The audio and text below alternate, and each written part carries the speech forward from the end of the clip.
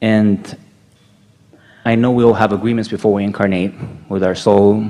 We wouldn't call them agreements in the way that most humans mean it. We would call them intentions. Intentions.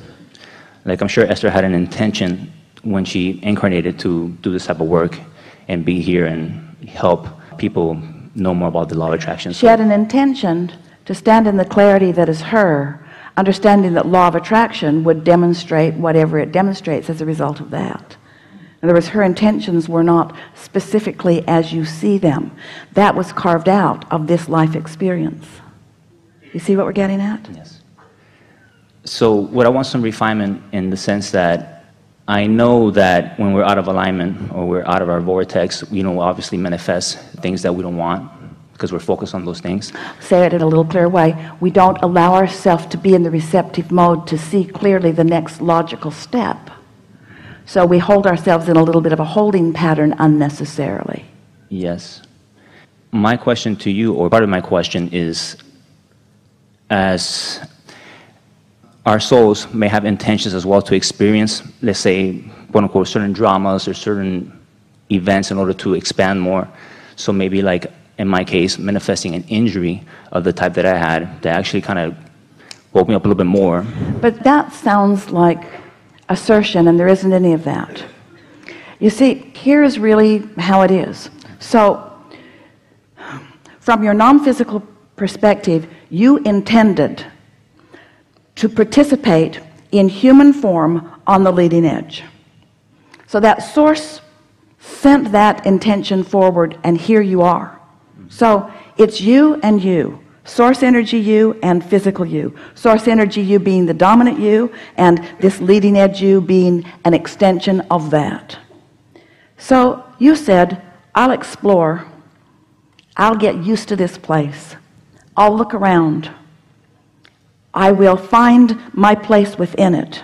And from my valuable and unique platform,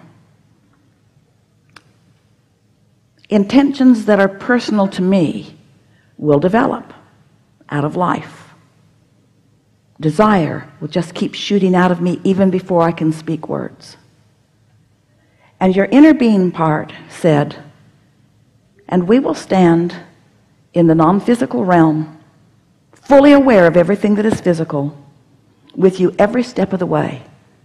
And when any small or large, subtle or bold intention is born within you, we will watch it, we will hold it, and we will stand in absolute precision of it, so that law of attraction can gather the cooperative components for it to grow. And you, Source said to you, you will find your relationship with it somehow, some way. Well, sometimes, because you're not serving yourself, you're serving others, you develop patterns or habits of thought that hold you apart from the very thing that you've asked for. But it doesn't cause it to stop being called for. So the more you hold yourself apart from anything that you've asked for, the stronger you ask. So it's you're asking and denying and asking and denying and asking and denying that parlays it into bigger and bigger and bigger until there is something that you would call an accident or something that you would call something unwanted. It isn't that Source is giving you a lesson. It isn't that you are being tested for something. It's nothing more than the relationship between what life has caused you to ask for and what you are in any moment in time allowing yourself to receive. Well, we think sometimes it's a very wonderful thing that you ask in stronger and stronger ways. The evolution of every species is about that. The peace that humans are crying for is being created from the wars that you are living. And humans want to say, well, thanks a lot. Well, Source isn't doing that to you. You're doing it to yourself. Your desire for peace is born from your abhorrence of war, you see. And so everything is like that. No one's offering you any lessons. You are the creator of your own reality.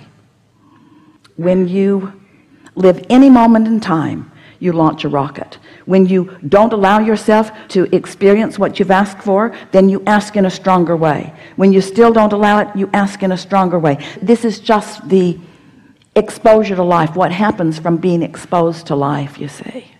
You keep wanting to turn this over to some higher power. You keep wanting there to be some higher power. And yes, there is a higher power, and there is a higher power focused upon you. But you see, Source is extending everything that it is to you. You've got to meet Source. What I would like to understand more, the resistance that I may have, that I have or had, because I feel much better, obviously, that led to that kind of circumstance. Like I was trying to say earlier, I don't feel my life is I feel pretty on alignment most of the time. I'm sure I get out and I have my situations, but I don't feel that constant tension.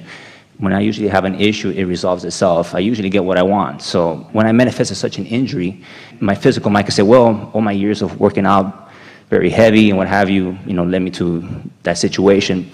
But it's like I'm not listening to myself, or something that was telling me, hey, what is it that I'm trying to figure out? What is it that... But you see, in your trying to figure it out, you are calling yourself wrong or deficient or not clear enough or not understanding the process enough. And we can't answer that question because we will not perpetuate that flawed premise. You're starting with a flawed premise, and you can't get to where you want to be from there. You sort of follow what we're getting at? Yes. When the question is, what am I doing wrong? The answer that you're going to get from us is, we don't see you doing anything wrong. And then you want to say, well then, why did something that I didn't want happen? And we say, because you weren't focused upon what you did want and didn't own that vibration as strong as you want. But even in that, what we're wanting to guide you toward is being easier on yourself rather than being harder on yourself. And it sort of isn't quite your nature yet. Most of you have decided that there's something that you should be doing better. And it comes from the conclusion. So here's sort of the way it's playing out. Here I stand in relationship to what I want, and I'm doing pretty good. You keep saying it, but I don't have everything that I want. And there's a sort of condemnation in that. So we'd like you to take a path of lesser resistance by saying, but I'm never going to have everything that I want because I'm a constantly expanding being. So where I am right now is really good. Here's something that we want to reflect back to you, and we think that you're going to get this. A lot of you will relate to this. In part, it has happened as a result of your determination to be deliberate creators. So we say you create your own reality, and you say, oh good, and then you say, uh-oh. At first it seems like freedom, and then it seems like responsibility. And so you like the idea of it, and then you don't like the idea of it. And so then you begin believing that thoughts become manifestations. So you find yourself in the middle of a thought or a statement, you say cancel, cancel, suck it back before law of attraction gets hold of it and makes some manifestation that you don't want.